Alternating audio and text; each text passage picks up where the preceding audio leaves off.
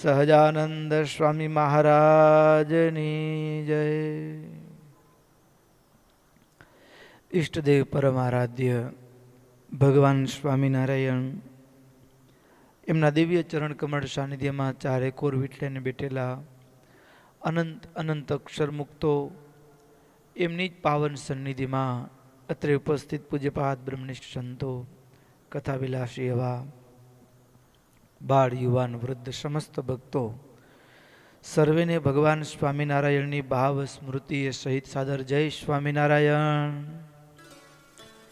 વાલા ભક્તો, આપણી ચાલતી નિત્ય શ્રીમદ સત્સંગી જીવન કથા ગંગા, એમાંય ગત કથાની અંદર આપણે મહારાજ બારસના દિવસે જે રીતે એકાદશીના વ્રતના પૂર્ણતાના ભાગરૂપ પ્રાતઃકાળે ભગવાનનું ષોડશોપચાર પૂજન, જે રીતે બ્રાહ્મણોને દાન દક્ષિણા આપવાનું કહ્યું હતું એ રીતે પૂજન દાન દક્ષિણાઓ સંપન્ન થઈ. એમ કરતાં કરતાં ઘણોક સમય પસાર થયેલો અને ત્યાર પછી સંતો ભક્તોને મહારાજે ખૂબ આનંદ કરાવી પારણા કરાવ્યા છે.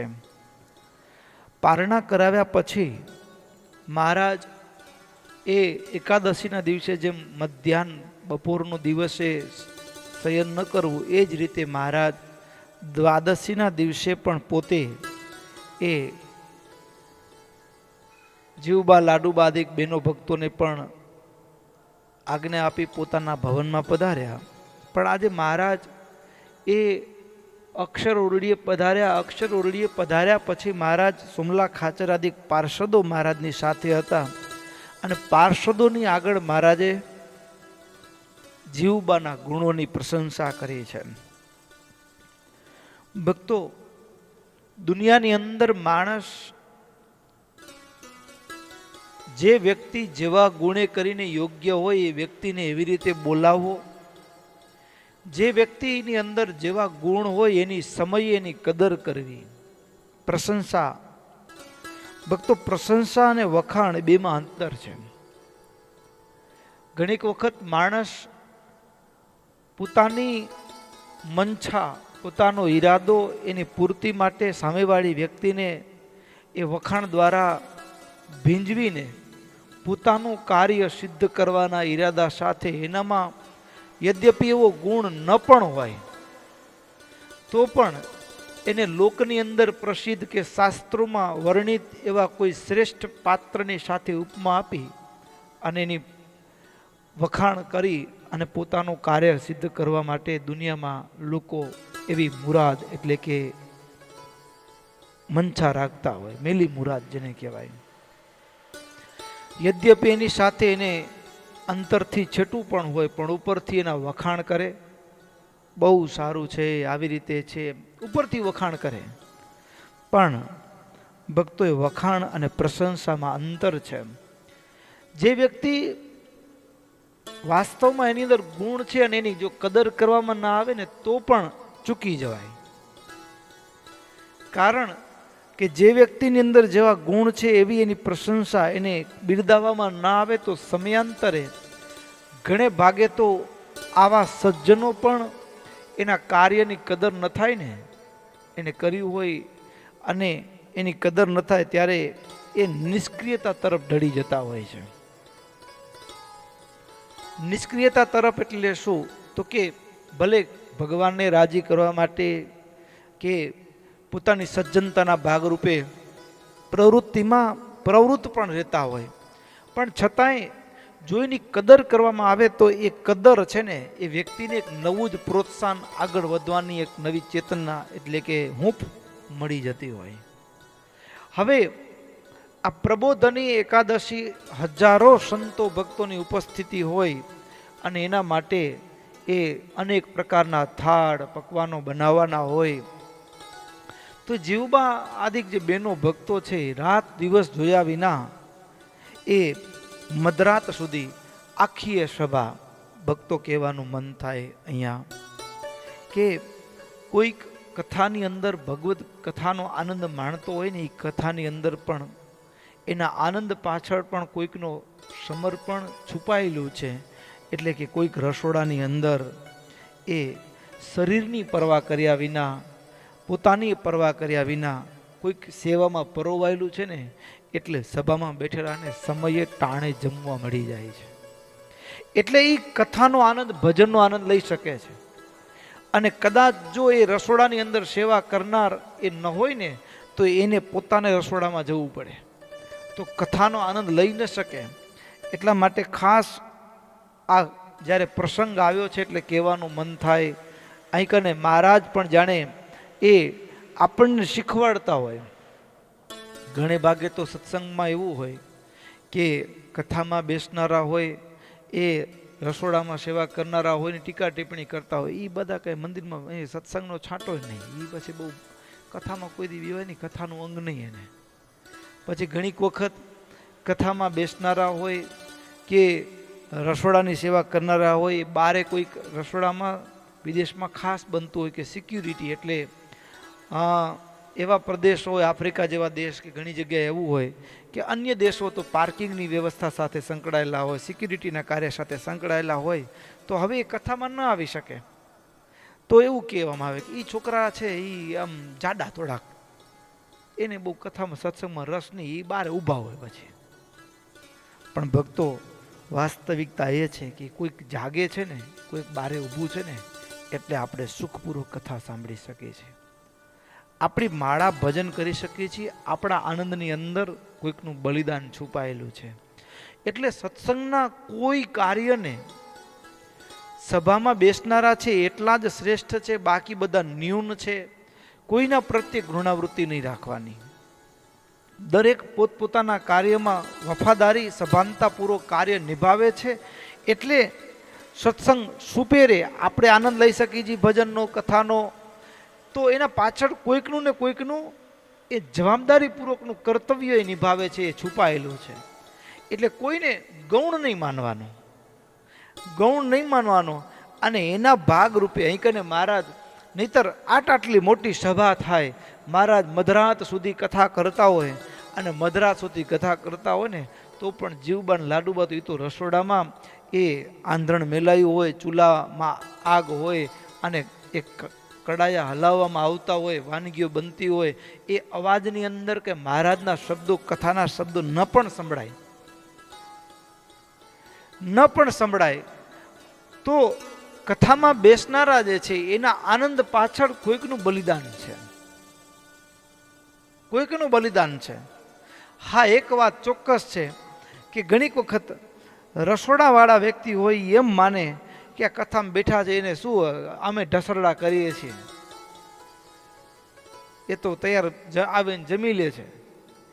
એક અરસપરસ એકબીજા પ્રત્યે પ્રેમ ભાવ, અને રસોડાની અંદર સેવા કરનાર હોય એને પણ એક તાન હોય કે હું તો મારા મહારાજને જમાડવા માટે, મારો મહારાજ એ જેના હૈયામાં રહ્યા છે એવા ભક્તો, એને મને જમાડવાનો અવસર ક્યારે મળે, એવા ભાવ સાથે થાળ બનાવે. કોઈને સત્સંગના દરેક પાસા, દરેક અંગ એટલા જ મહત્વના છે, કોઈનો અનાદર નહીં. એ કથામાં નથી આવતા એટલે બધા જાડા સ્વભાવવાળા છે એમ નહીં. કોના સ્વભાવ, એનો એ સ્વભાવ છે, એ જ્યારે સત્સંગમાં લાગી જશે તો રસોડામાં સેવા કરનારા કોણ રહેશે? એટલે બધાને ભગવાન ભિન્ન ભિન્ન સ્વભાવ આપ્યા છે, ભિન્ન ભિન્ન કાર્ય માટે ભગવાને નિયુક્તિ કરી છે, અને તે કાર્ય કરે છે. એટલે સત્સંગનો આ બગીચો છે એ સર્વાંગી ફૂલ્યો ફાલ્યો દેખાય છે. અને મહારાજ એ જીવુબા એટલે જયાબાની પ્રશંસા, એટલી પ્રશંસા મહારાજે કરી છે. પ્રશંસા મહારાજે એટલી કરી કે બપોરનો 1 પ્રહર સુધી, 3 કલાક સુધી જીવુબાના ગુણોની જ વાત કરતા રહ્યા મહારાજ. 1 પ્રહર સુધી, 1 પ્રહર સુધી મહારાજ એ કેવળ જીવુબાના, અને ભક્તો એના પાછળનું કારણ હોય ને, તો ભક્તો નહીતર સેવા કરતા સ્વભાવ વધી જાય. સેવા કરતા હોય ને, હું જ કરું છું બીજા નથી કરતા, સ્વભાવ વકરે. સેવાની અંદર જો સાવધાની ન રાખીએ તો સ્વભાવ વધી જાય, વકરી જાય. મારા વિના કેમ કરી લે છે, જોઈ લઉં છું. આવું પણ આવે. ઘણીક વખત ઘણી બધી આવડતો માણસની અંદર પેલી વાત છે ને કે મહારાજ જ્યારે એ સંતો જુનાગઢની અંદર મંદિરનું કામ ચાલતું હતું, એમાં પ્રાંચ બાંધવો હતો. પ્રાંચ બાંધવો એ પણ એક કળા છે. નહીંતર ઘણીક વખત એવું હોય પ્રાંચ બાંધ્યો ને પછી દોરડું એવું બંધાયું કે લહરતું લહરતું નીચે આવી જાય. ઘણીક વખત પ્રાંચ તૂટી જાય. એટલે એમાં સુરક્ષા સાવધાની સંપૂર્ણ રાખવી ઘટે. તો પ્રાંચ બાંધો ને એમાં એક પાર્ષદને સરસ આવડે પ્રાંચ બાંધતા. તો સદગુરુ ગુણાતીતાનંદ સ્વામીની પાસે ગયા અને કીધું કે આ પ્રાંચ બાંધી દો તો કડિયાઓ ઊભા છે તો કામ અટકે નહીં. આવું કીધું તે પાર્ષદે મોટી ઉંમરના અને આવા સદગુરુને આમ સામે બોલતા કહી દીધું કે તમે મન ફાવે ત્યારે ચાલે આવો, તમે નવરા થોડા છીએ. સ્વામી આમ વડીલ હોવા, મંદિરના મહંત હોવા છતાં પણ દીન આધીન ભાવે કીધું કે એ કડિયા ઊભા છે, કામ અટકે છે, એટલે કરી દો તો સારું થાય. નહીં થાય મન ફાવે ત્યારે ચાલે આવો, તમે નવરા નથી. આમ કહી દીધું ચોખ્ખું ચટ.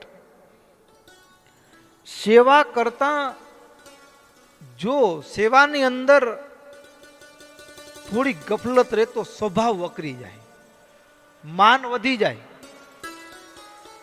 માન વધી જાય એટલે સેવા કરવામાં પણ એ સાવધાની રાખવી જોઈએ. હા, યદ્યપિ મહારાજે શિક્ષાપત્રીમાં કીધું છે સેવા મુક્તિશ્ચ ગમ્યતામ, એટલે ભક્તો સેવા એ જ મુક્તિ છે. પણ સેવાની અંદર પણ ભક્તો એ સમર્પણની સુગંધ ન હોય, પરમાત્માનો રાજીપો પ્રાપ્ત કરવાની વૃત્તિ ન હોય ને તો સેવાની અંદર સ્વભાવ વધે, ઘટવાના બદલે વધે. તો અહીં કને જે મહારાજ જીવબાની પ્રશંસા કરે છે એનું કારણ શું? તો કે જીવબા યદ્યપિ એ રસોડાની અંદર સેવા કરે છે, પણ સેવા કેવી છે? તો કે નિર્દંભ સેવા છે, નિસ્વાર્થ સેવા છે. નિર્દંભ સેવા, નિસ્વાર્થ સેવા. એટલે ઘણા એવા હોય કે આમ કોઈ એને કહે કે આમ કરી નાખો તો ન કરે, પણ કોઈ સંતોષ એ રસોડામાં આવે ફરવા માટે કે દર્શન દેવા માટે કે રસોડામાં, તો તરત જ આમ જાણે કે બધું કામ રસોડાનું એ જ એકલાય સંભાળી લીધું હોય ને એમ દોડી દોડીને હલાવે, કડાઈઓ હલાવે, માલ લઈ આવે. આપણે એમ થાય કે આ ભગત છે તો બહુ સારી સેવા કરે છે. તો એ દંભ, કોઈને બતાવવા માટે નહીં, દુનિયાના લોકોને રાજી કરવા માટે નહીં, કેવળ ને કેવળ ભગવાનને રાજીપો, ભગવાનને રાજી કરવાનું તાન, ભગવાનના ભક્તોની સેવા કરવાનો મને અવસર મળ્યો છે. આ અવસર મને નહીં મળે. અને એનું જે તાન હોય ને, એવા તાન સાથે એ જીવબા અને સાથે રહેલા ભક્તો સેવા કરતા હતા. હવે મહારાજે એક પ્રહર 3 કલાક સુધી જીવબાના ગુણોની પ્રશંસા કરીને અહીંકને કીધું એનું કારણ શું હતું? એનું કારણ જેટલું હતું કે મહારાજ એ સેવા કરનાર ભક્તોને કેવા ગુણો કેળવવા જોઈએ કે જે ગુણોથી એ સેવકના ગુણોથી સ્વામી રાજી થાય, ભગવાન રાજી થાય ને, એ કેવા ગુણ કેળવવા જોઈએ એનું દર્શન કરાવવા માટે મારા જીવબાની જે સેવા હતી, નિર્દંભ નિસ્વાર્થ ભાવની જે સેવા હતી, એની મહારાજે પ્રશંસા કરી. અને પ્રશંસાથી એક જાણે કે મહારાજ બોધ આપવા માંગતા હોય, નિષ્કપટ ભાવે. ઘણી વખત સેવા કરનારા હોય એ કપટ બુદ્ધિ પણ હોય, સ્વાર્થ વૃત્તિ પણ હોય, તો નિષ્કપટ ભાવે જે સેવા કરવી એનાથી બીજી કોઈ અધિક વસ્તુ નથી. તો મહારાજ અહીં કને એ જીવબાની અદ્ભુત પ્રશંસા કરી છે. એમ કરતાં ધીમે ધીમે દિવસ ઢળવા લાગ્યો. મધ્યાહનનો પહોર હતો, 12 થી 3 વાગ્યાનો સમય તો આવી રીતે પસાર થઈ ગયો. દિવસ ઢળવા લાગ્યો. એમાંય મહારાજ ઢળતી એ સાંજે હવે દરબારની અંદર પધાર્યા છે. અને એમ કરતાં હવે શિયાળાનો સમય, કાર્તિક મહિનો છે, પ્રારંભ થઈ ચૂક્યો છે, એટલે દિવસ પણ ટૂંકો થવા લાગ્યો હોય સ્વાભાવિક છે. અને એ વાસુદેવ નારાયણની સંધ્યા આરતી પણ થઈ. સંધ્યા આરતી થઈ અને બધા જ એ મધ્યમાં મહારાજ ઊંચા સિંહાસન ઉપર બિરાજમાન થયા છે. ભક્તજનો મહારાજની ચોમેર એ ગોઠવાઈને બેઠા છે. મહારાજ સભાની અંદર સામેથી મહારાજ કે તમે બધા ભગવાનના ભક્ત છો, ધર્મનું, વર્ણાશ્રમ ધર્મનું ચુસ્તપણે પાલન કરો છો. આશ્રિત એવા તમને કોઈ પણ સભાની અંદર કાંઈ પણ પ્રશ્ન હોય તો નિધડક થઈને, નિર્ભય થઈને પૂછી શકો છો, જેના કારણે તમારા જીવનમાં કોઈ સંશય રહેવો જોઈએ નહીં. ભક્તો, શિષ્યને પ્રશ્ન પૂછવાનો અધિકાર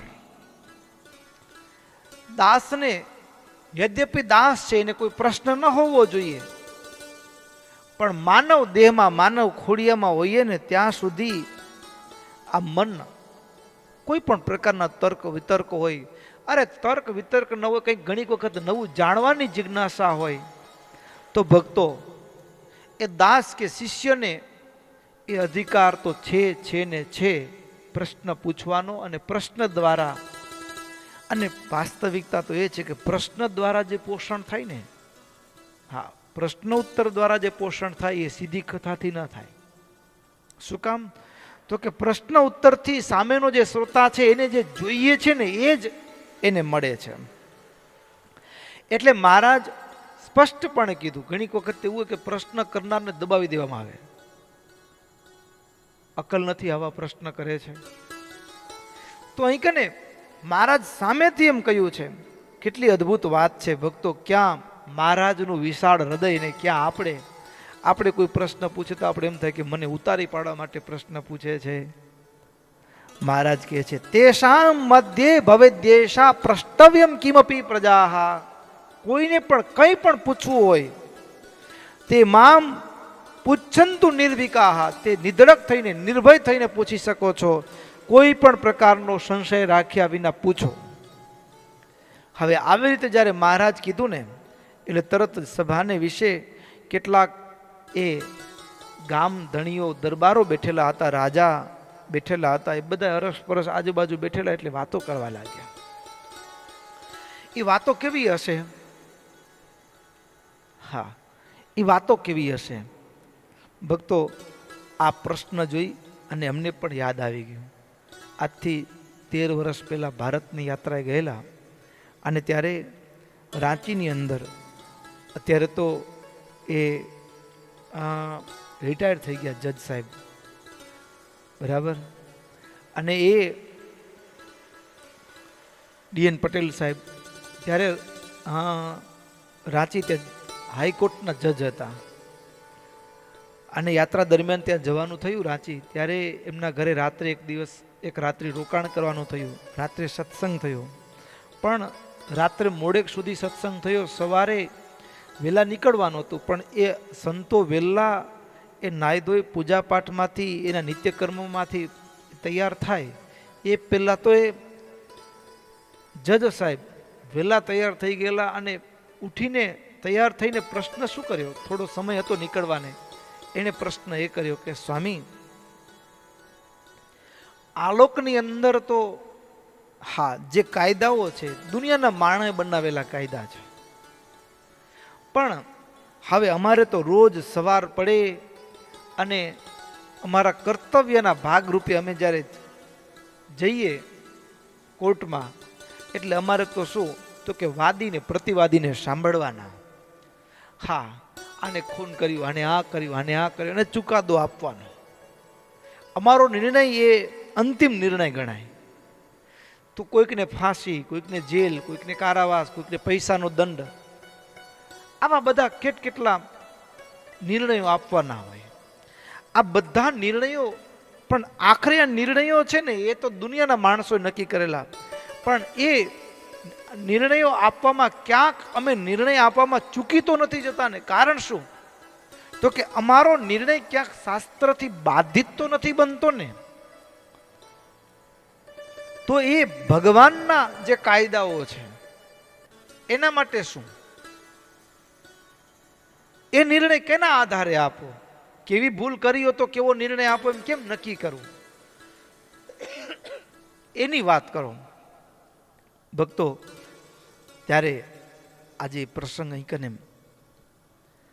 એ સભાની અંદર બેઠેલા એવા બધા એ ગામધણીઓ, રાજ દરબારો, એ બધા હાથ જોડીને મહારાજને પ્રશ્ન પૂછ્યો, મહારાજ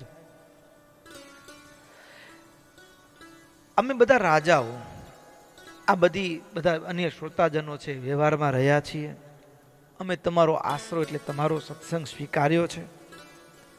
હવે સરનું સ્વીકારનારા એવા અમે તમારા ભગત પ્રવૃત્તિ માર્ગમાં કેમ રહેવું જોઈએ, શું કરવું શું ન કરવું એની ચોખવટ કરો. હા, કેવી રીતે કર્મ કરવું જોઈએ કે જેના કારણે આ કર્મ આપણને બાધિત ન કરે. કેવું કર્મ, કેવું કર્મ ન કરવું, કેવું કર્મ કરવું જોઈએ. જેમ ભગવદ્ ગીતામાં અર્જુનને જે મૂંઝવણ થઈ, એક બાજુ ધર્મશાસ્ત્રનો નિર્ણય છે, બીજી બાજુ એ લોકવાયકા, એ પણ હવે શાસ્ત્રોમાં એવું પણ કીધું કે સામે ગુરુ છે દ્રોણાચાર્ય, બ્રાહ્મણ પણ છે, બરાબર. હવે એને મારવાના એટલે ગુરુ હત્યા, બ્રહ્મ હત્યા, આ બધા દોષ છે. બીજી બાજુ એવું પણ કીધું કે આતતાઈને મારવામાં દોષ નથી.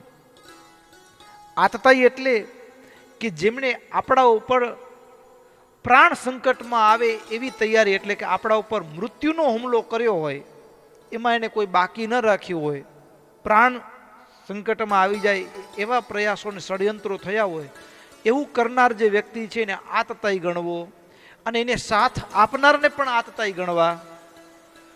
તો કૌરવો પાંડવોને મારી નાખવાના ષડયંત્રોમાં કંઈ બાકી નથી રાખ્યું. લાક્ષાગૃહમાં જીવતા સળગાવી નાખવાના ષડયંત્રો થયા છે. અરે કૌરવ સભાની અંદર એક ભારત વર્ષની સન્નારી પતિવ્રતા એવા દ્રૌપદીને નગ્ન કરી નાખવા સુધીના ષડયંત્રો થયા. અને સભાની અંદર એ દ્રોણાચાર્ય આદિ ગુરુજનો પણ બેઠેલા હતા. તો એ આતતાઈનો સાથ આપવાના કારણે એને પણ આતતાઈ ગણવા જોઈએ, તો એને મારવું એ દોષ નથી. બીજી બાજુ એવું પણ કહેવાય કે એ બ્રાહ્મણ છે, ગુરુ છે, તો ગુરુ હત્યા કહેવાય, બ્રહ્મ હત્યા કહેવાય. અને એક બાજુ એવું પણ કીધું. તો શું કરવું ને શું ન કરવું, કેવું કર્મ કરવાથી એ આપણું કર્મ બાધ્ય બને છે, અને કેવું કર્મ કરીએ કરવા છતાં પણ આપણે ક્યાંય બાધ્યમાં, બંધનમાં આવતા નથી. એનો ભેદ, એની ચોખવટ એ કૃપા કરીને કહો, સ્પષ્ટ કહો કે શું કરવું પ્રવૃત્તિ માર્ગમાં રહીને, શું ન કરવું. ત્યારે ભક્તો મહારાજ કહે છે, કાર્ય અકાર્ય એનો નિર્ણય કેવી રીતે કરવો. યે પંડિતા ઇતિ પ્રોક્તા સચ્છાસ્ત્રેષુ ચ સાધવઃ તેષાં યદ વચનમ તત્તુ કાર્યમ એવેતિ નિશ્ચિતમ. મહારાજ કહે છે, સાંભળો, કાર્ય અકાર્યનો જે નિર્ણય છે ને, એમાં મહારાજ કે સત્શાસ્ત્રમાં જે પુરુષોને વિદ્વાન કયા છે, સાધુ કયા છે, એવા પુરુષોમાં શ્રેષ્ઠ એવા વિદુરજી તો વિદુર નીતિ પ્રમાણે વિદુરજીએ કરેલો જે નિર્ણય છે કાર્ય અકાર્યનો, એ અમારો સિદ્ધાંત છે. વિદુર નીતિને કેન્દ્રમાં રાખી જે વ્યક્તિ સત્શાસ્ત્રને છોડીને મનની ઈચ્છા મુજબ મનસ્વી વર્તન કરે છે એ કુબુદ્ધિવાળો છે, એ અસાધુ છે. એના વચનો ક્યારે પણ માન્ય ન ગણવા. પણ અમારો સિદ્ધાંત પંડિત અને સજ્જન કોને કહેવાય?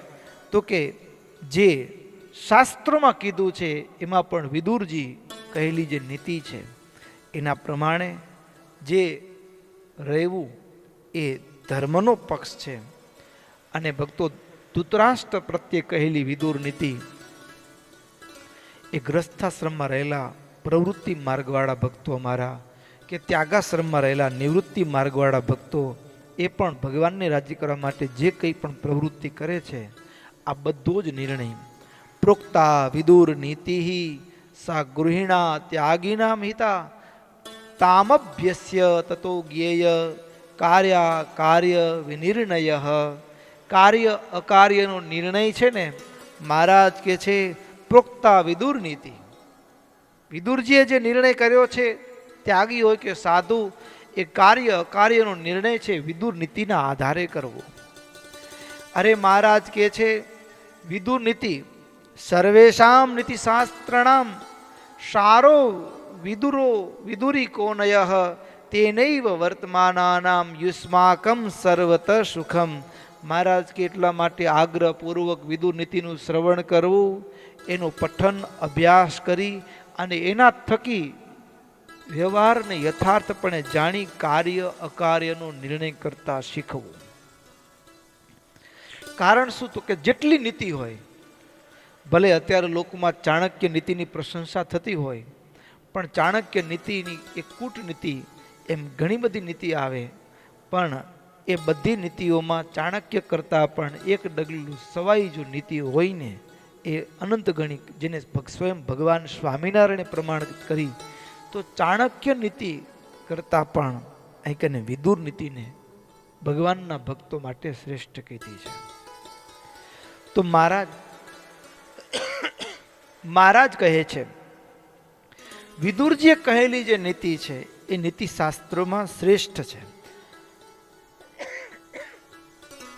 એટલે એ પ્રમાણે જે વર્તન કરે એ ગ્રસ્થાદિક આશ્રમમાં રહીને પણ સુખને પ્રાપ્ત કરે છે. એટલે વ્યવહારમાં રહી વિદુરજીએ કહેલી જે નીતિ છે એનો અભ્યાસ કરનાર જે વ્યક્તિ છે એ આલોકની અંદર, એ જીવનકાળની અંદર અધ્યાત્મ, અધિભૂત અને અધિદૈવ આ ત્રણ પ્રકારના તાપની પીડાને ક્યારેય પામતો નથી. અને કદાચ એવો સંયોગ આવે આધિ વ્યાધિ ઉપાધિનો, તો એમાંથી સરળતાથી બહાર નીકળી જાય છે. સરળતાથી બહાર નીકળી જાય છે. કારણ શું? તો કે એની પાસે કાર્ય અકાર્ય, ઘણીક વખત એવું હોય ભક્તો, હા, મહાત્મા વિદુર યદ્યપિ વિદ્વાન, કેવા વિદ્વાન છે, લાક્ષાગ્રહની ઘટનાની એને સંપૂર્ણ જાણ છે. એને ખબર પડી ચૂકી છે કે આ કૌરવો ષડયંત્ર કરે છે, પણ એ જ વિદુરજી, મહાત્મા વિદુર નીતિમાં કુશળ હતા ને, તો હું આ સભાની અંદર કદાચ એનો વિરોધ કરીશ, એનાથી એ રોકાશે નહીં. તો વિદુરજીએ એને એક એવી ગુપ્ત યોજના કરી અને એની અંદરથી બહાર નીકળી શકાય. એ જે લાક્ષાગ્રહની અંદરથી એક, આજની ભાષામાં કહીએ તો અંડરગ્રાઉન્ડ બંકર જેવું કહી શકાય, એવી વ્યવસ્થા એ સમયે મહાત્મા વિદુરે કરી દીધી, અને જેના કારણે પાંડવો સુરક્ષિત રહ્યા. બીજી વાત તો કે નીતિ શીખવી શા માટે જરૂરી છે? ઘણીક વખત ભક્તો, એ પરિસ્થિતિ આપણા હાથમાં ન હોય. પરિસ્થિતિ આપણા હાથમાં ન હોય ને, ત્યારે એની ચિંતા નહીં કરવાની, એ મહાત્મા વિદુર પાસે શીખવાનું. મહાભારતના યુદ્ધના મંડાણ થયા છે, ભયંકર. એ વિદુરજી જાણે છે, જુએ છે, દુર્યોધન ડગલે ને પગલે ભૂલ કરે છે, પણ જ્યારે એક ક્ષણ આવી ગઈ કે હવે આનામાંથી એ પાછા વળી શકે એમ નથી, તો હું અહીંયા રહીને દુઃખી થઉં એના કરતા મારે અહીંથી ચાલ્યા જવું એ વધારે બહેતર છે. એટલે ઘણીક વખત એવું બને કે માણસ છે ને, કોઈ એવું કર્મ થતું હોય, કોઈ એવો સંજોગ હોય, તો પછી એની પીડામાં દુઃખી થયા કરે, એની ચિંતા કર્યા કરે. પણ ત્યાં ચિંતા નહીં કરવાની. જ્યાં પરિસ્થિતિ આપણા હાથમાં નથી ત્યાં ચિંતા છોડી અને સાધુ માર્ગ લઈ અને શાંતિપૂર્વક ભગવાનનું ભજન કરવાનું. મહાભારતના યુદ્ધના મંડાણ થયા તો મહાત્મા વિદુર કોઈ પણ પ્રકારની ચિંતા કર્યા વિના ચિંતાને છોડી યાત્રા કરવા નીકળી ગયા. પરિસ્થિતિ, નહીતર એના જ ભાઈઓ છે ને, દીકરાઓ છે, પણ જ્યાં પરિસ્થિતિ હાથમાં ન હોય ને ત્યારે ઘરના વડીલને પણ શીખવા જેવું છે. ઘણીક વખત સંતાનો આપણા હોય પણ એના સ્વભાવ એવા ઉછૃકલ થયા હોય, આપણે પૂર્ણ પ્રયાસ કરવાનો, પણ પ્રયાસ પછી પણ એમાં સુધારો ના આવે ને, ચિંતા નહીં કરવાની. પરિસ્થિતિ આપણા કાબુમાં ન હોય એની ચિંતા કરવી એ વ્યર્થ છે, એ ડિપ્રેશન છે, જેનું કોઈ ફળ નથી. જેનામાં પરિણામ સકારાત્મક આવવાની સંભાવનાઓ ન હોય ત્યાં વ્યર્થ ચિંતા ન કરવાની. ત્યાં હરી ઈચ્છા બલિવેસી માની અને મનને પાછું વાળીને ભગવાન ભજન કીર્તનમાં લાગી જવાનું. આ વિદુરજીના જીવન ઉપરથી શીખવા મળે. મહારાજ કે ભક્તો વિદુર નીતિના કહેવા પ્રમાણે કોઈ કાર્ય કરે ને તો મહારાજ કે આલોકમાં સદાય સુખી રહે ને પરલોકમાં સુખી રહે. અને વિદુરજીએ કહેલી જે નીતિ, ધૃતરાષ્ટ્રને રાત્રે ઊંઘ નથી આવી અને એને મહાત્મા વિદુર બોલાવ્યા, હૃદય ઠાલવ્યું. વિદુરજીએ કીધું કે રાતના ઊંઘ નથી આવતી એના તો આટલા કારણો હોય, એમાં તમે કંઈ કોઈનું પચાવી પાડ્યું છે તો માણસને ઊંઘ ના આવે. કામુક વ્યક્તિ હોય એને ઊંઘ ના આવે. 7-8 પ્રકાર કીધા, એમાં તમે ક્યાં આવો છો?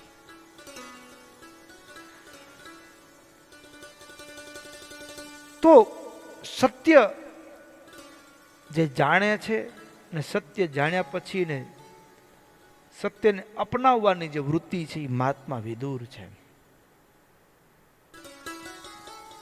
સત્યને અપનાવવાની વૃત્તિ. એટલે ભક્તો, મહારાજ વિદુર નીતિની પ્રશંસા કરી છે.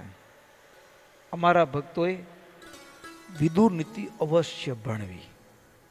કાર્ય અકાર્યનું જ્ઞાન વિદુર નીતિ થકી થાય.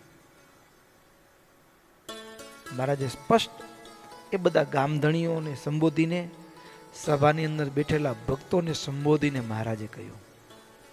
એટલે તમામ જે ગામધણી દરબારો હતા ને એને બધાએ હાથ જોડીને કીધું, મહારાજ મહારાજ અમે તમે જેમ કહેશો એમ કરશું. એટલે કે અમે પણ હવે વિદુર નીતિ ને એનું અધ્યયન, એનું મનન ચિંતન કરી અને એ પ્રમાણે અમે જીવન જીવવાનો પ્રયાસ કરશું. અને આવી રીતે 12નો દિવસ પણ પસાર થઈ ગયો, 12ની રાત્રિ પણ પસાર થઈ ગઈ. અને આ જે કથા છે વિદુર નીતિની ઘણી બધી વાત મહારાજે કરી છે. અહીં તો સંક્ષિપ્તથી લખી છે, કેવળ સંક્ષિપ્તથી.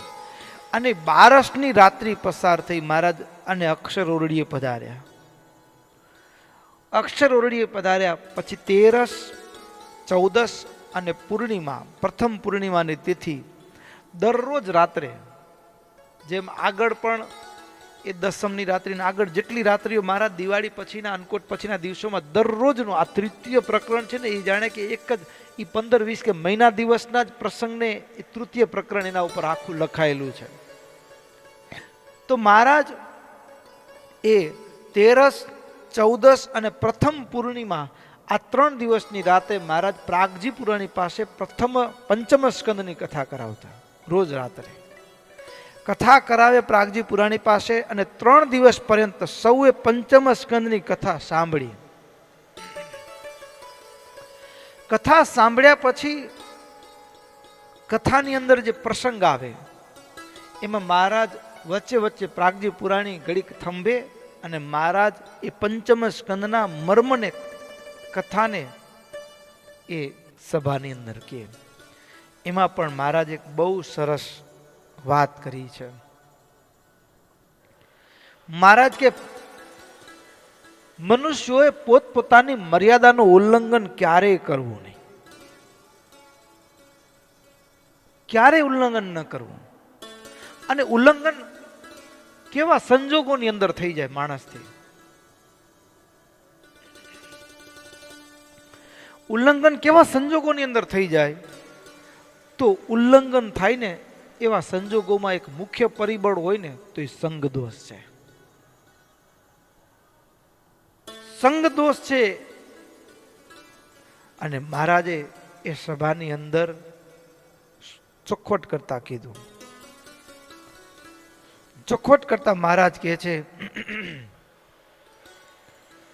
સંગ દોષ એટલા માટે મહારાજ કે ક્યારે પણ તમે બધા જ અમારા ભક્તો છો, સાવધાન થઈ અને કુસંગનો સંગ ન કરતા. કુસંગ એનાથી ભક્તો સંગ દોષ આપણે કહેવાય.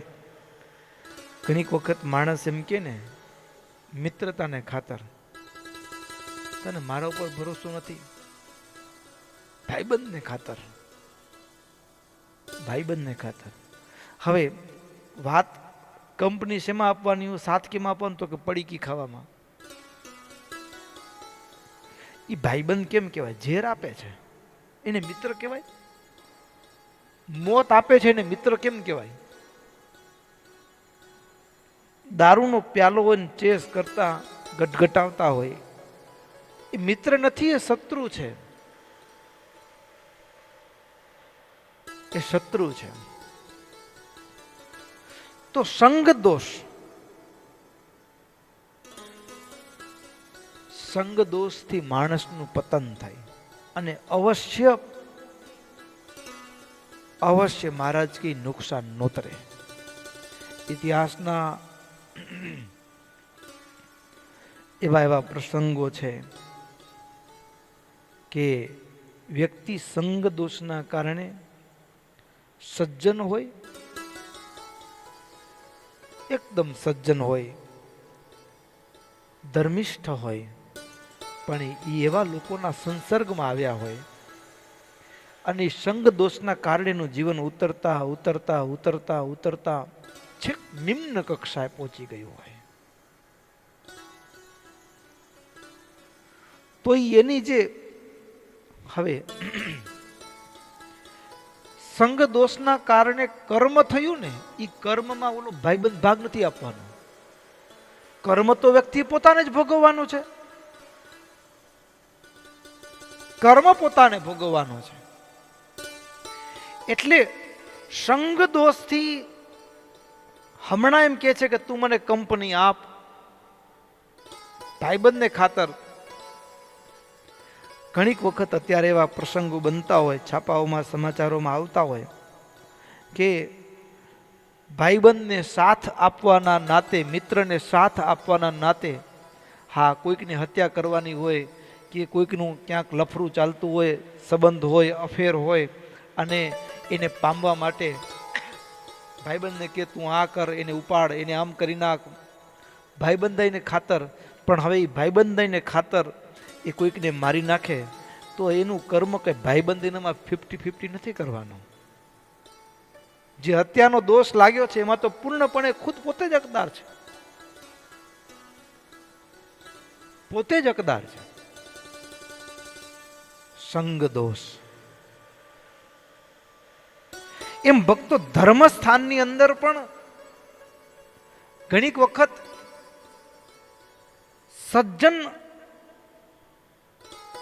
સત અને અસતનો વિવેક કરવો જ કઠિન બની જાય.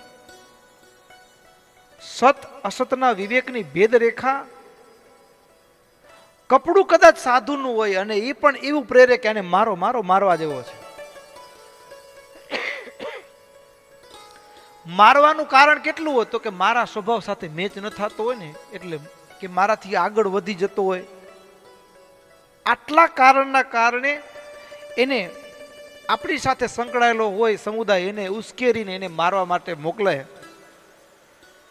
તો યદ્યપિ કપડું સાધુનું છે,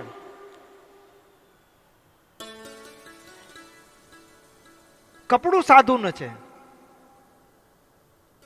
કીર્તનમાં ગાયું પણ છે, આપણે કીર્તન સાંભળવું છે, એ જ કીર્તન અહીં કને સદા કરવો રે, સદા કરવો રે, હરિજનનો સંગ, દુર્લભ દર્શન સંતના.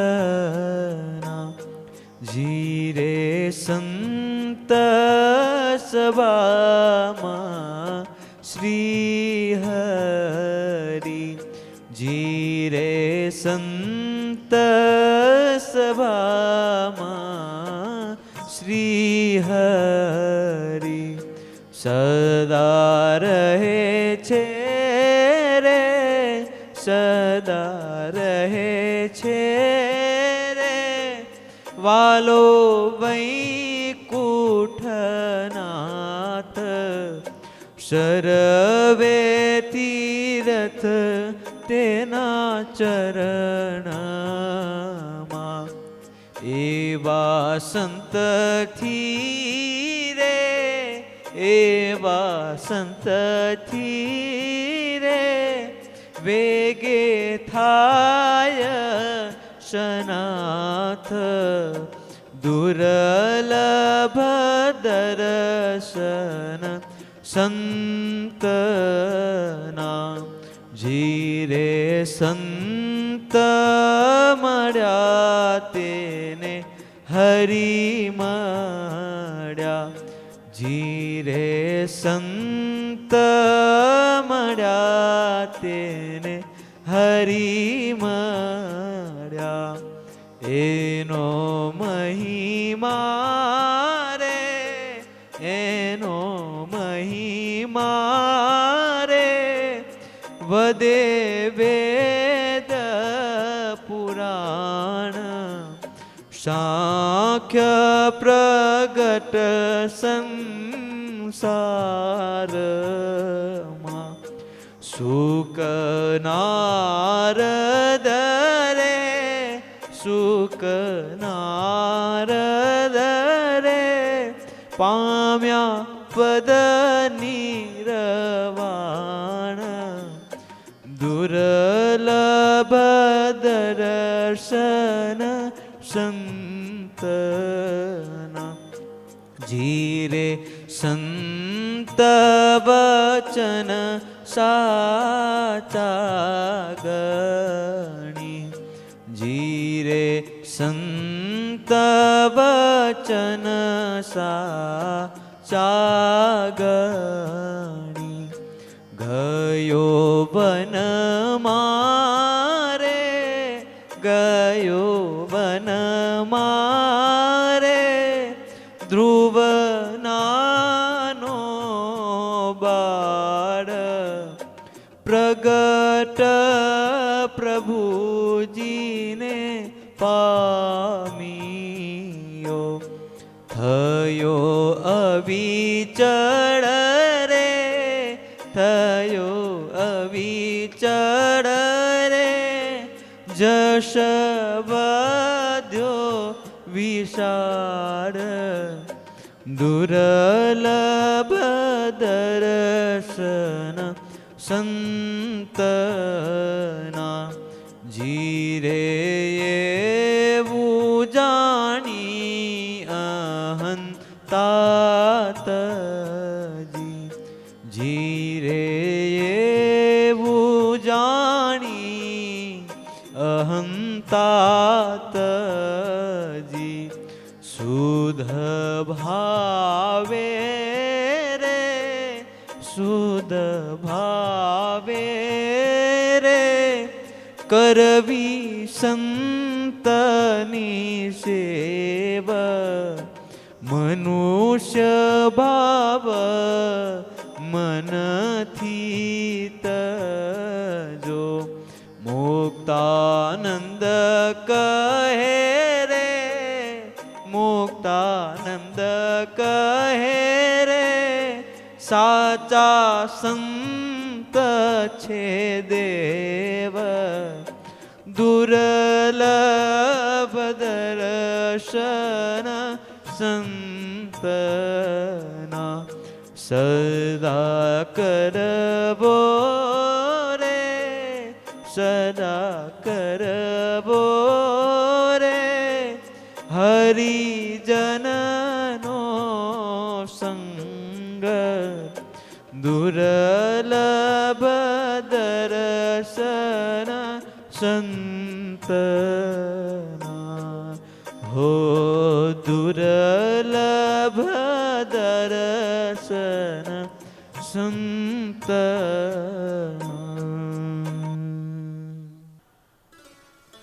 કપડાથી એમ માનીએ પણ એનું કર્મ કેવું છે તો કે કર્મ એ કોઈકની જીવ હિંસા તરફ છે અને એની પ્રેરણા આપતું હોય તો એમાં વિવેક દ્રષ્ટિ હોવી જોઈએ. કારણ શું તો કે કર્મ આપણને દુષ્પ્રેરણા આપી એટલે એ એટલું કદાચ હકદાર હશે પણ કર્મ તો આપણાથી થયું એટલે દંડ તો ભોગવવાનો આવે જ છે આવે જ છે. એટલે કોઈ વ્યક્તિ સાધુ પણ કોઈ આપણને કોઈ કર્મ તરફ પ્રેરતો હોય એની અંદર પણ એ સાધુની અંગત કોઈ દ્વેષ વૃત્તિ તો કારણભૂત નથી ને એ પણ જોવું પડે. નહીતર એવા કર્મની અંદર પ્રેરાઈને આપણે કર્મના માર્ગમાં કે કર્મ કરી બેસીએ, કોઈકનો અપરાધ કરી બેસીએ. કહેવામાં એમાં આવે કે તમે પક્ષ રાખ્યો. પક્ષની ભાષા ભક્તો આખી બદલાઈ ગઈ. પક્ષ એ વ્યક્તિલક્ષી નથી, પક્ષ એ દેવલક્ષી છે, ઠાકોરજી લક્ષી છે. એટલે કોઈ વ્યક્તિનું આપણે આપણા ઈષ્ટદેવનું કોઈ ઘસાતો બોલતો ત્યારે ચૂપચાપ સહન કરીએ છીએ, પણ આપણે કોઈ સાથે થોડા ઘણા હેતભાવમાં હોઈએ ને એનું કદાચ કોઈ ઘસાતો બોલતું હોય તો આપણે નથી ખમી શકતા.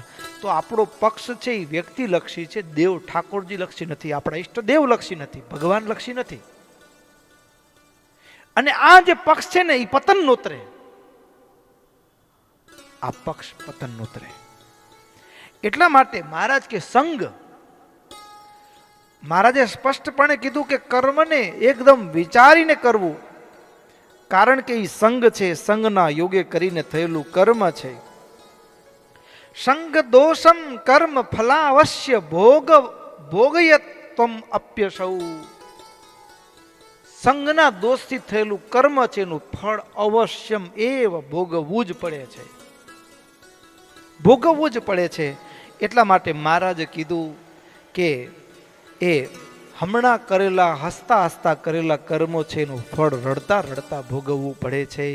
એટલે કર્મને વિચારીને કરવું, શુભ અશુભ કર્મ એ વિચારીને કરવા. અને આવી રીતે મહારાજ એ સંતો ભક્તો બધા જ એ 12ના દિવસે 13ના દિવસે બધા એ આવેલા હતા. અને આજે પૂનમ સુધી 3 દિવસ બીજા વધી ગયા, 13 થી 13 ગણીએ અને બીજા 3 દિવસ એટલે 18 દિવસ પર્યંત એ ગઢપુરની અંદર રોકાયા છે. અને ગઢપુરની અંદર રોકાયા અને 18 દિવસ સુધી અદ્ભુત આનંદ થયો છે. અને કાર્તિકી પૂર્ણિમાના દિવસે ભક્તિ માતાનો જન્મદિવસ છે, એનું પણ અભૂતપૂર્વ એ 18 દિવસ ને એમાં છેલ્લે પૂર્ણિમાના દિવસે માં ભક્તિનો જન્મોત્સવની પણ ઉજવણી કરી છે. ભક્તો જન્મોત્સવની ઉજવણી કરી. મહારાજ હવે સંતો ભક્તોને બધાને કહે છે આવતીકાલે સવારે સૌ કોઈ પોતપોતાના સ્થાનકે, એટલે ભક્તોને તમારે પોતપોતાના દેશ પ્રત્યે ગમન કરજો, માર્ગમાં સાવધાન રહેજો અને પુરુષ ભક્તોને ભલામણ કરતાં કહ્યું કે તમે બેનો ભક્તોનું રક્ષણ કરજો. અને એવી રીતે અને સંતો પણ આવતીકાલથી હવે એ જુદા જુદા દેશમાં વિચરણ કરવા માટે જવાનું છે. અને આવી રીતે બધા જ પોતાના જીવનમાં પોતાને બ્રહ્મરૂપ માની બ્રહ્મરૂપની ભાવના કરી ભગવાનનું ભજન કરવું, સ્વધર્મનું પાલન કરવું. અને આવી રીતે તમે વર્તશો તો દેહને અંતે ચોક્કસ ભગવાનનું ધામને પામશો અને કંઈ દૂર નથી. આવી અદ્ભુત વાત મહારાજે કરી છે. અને ભક્તો અને બધા જ સંતો ભક્તો નમસ્કાર કર્યા છે. અને આવી રીતે ભક્તો મહારાજ પૂર્ણિમાના દિવસ સુધી બધા ભક્તોને આનંદ આપ્યો છે. એ જ કથાની સાથે અહીંયા વિરામ કરીએ. બોલો સ્વામિનારાયણ ભગવાનની જય. શ્રીપતિમ શ્રીધરમ સર્વદેવીશ્વરમ ભક્તિધર્માત્મજં વાસુદેવમ હરે માધવમ કેશવ કામદં કારણ સ્વામિનારાયણમ નીલકંઠમ ભજે. સ્વામિનારાયણ નારાયણ નારાયણ સ્વામિનારાયણ નારાયણ નારાયણ સ્વામિનારાયણ નારાયણ નારાયણ સ્વામિનારાયણ નારાયણ નારાયણ સ્વામિનારાયણ નારાયણ નારાયણ સ્વામિનારાયણ નારાયણ નારાયણ સ્વામિનારાયણ નારાયણ નારાયણ સ્વામિનારાયણ નારાયણ નારાયણ સ્વામિનારાયણ નારાયણ નારાયણ સ્વામિનારાયણ નારાયણ નારાયણ સ્વામિનારાયણ નારાયણ નારાયણ સ્વામિનારાયણ નારાયણ નારાયણ સ્વામિનારાયણ નારાયણ નારાયણ સ્વામિનારાયણ નારાયણ નારાયણ સ્વામિનારાયણ નારાયણ નારાયણ સ્વામિનારાયણ નારાયણ નારાયણ સ્વામિનારાયણ નારાયણ નારાયણ સ્વામિનારાયણ નારાયણ નારાયણ. હો સ્વામિનારાયણ સ્વામિનારાયણ સ્વામિનારાયણ સ્વામિનારાયણ સ્વામિનારાયણ સ્વામિનારાયણ સ્વામિનારાયણ સ્વામિનારાયણ સ્વામિનારાયણ સ્વામિનારાયણ સ્વામિનારાયણ સ્વામિનારાયણ નારાયણ નારાયણ નારાયણ સ્વામિનારાયણ નારાયણ નારાયણ સ્વામિનારાયણ નારાયણ નારાયણ સ્વામિનારાયણ નારાયણ નારાયણ સ્વામિનારાયણ નારાયણ નારાયણ સ્વામિનારાયણ નારાયણ નારાયણ સ્વામિનારાયણ નારાયણ નારાયણ સ્વામિનારાયણ નારાયણ નારાયણ સ્વામિનારાયણ નારાયણ નારાયણ સ્વામિનારાયણ નારાયણ નારાયણ સ્વામિનારાયણ નારાયણ નારાયણ સ્વામિનારાયણ નારાયણ નારાયણ સ્વામિનારાયણ નારાયણ નારાયણ સ્વામિનારાયણ નારાયણ નારાયણ સ્વામિનારાયણ નારાયણ નારાયણ સ્વામિનારાયણ નારાયણ નારાયણ સ્વામિનારાયણ નારાયણ નારાયણ.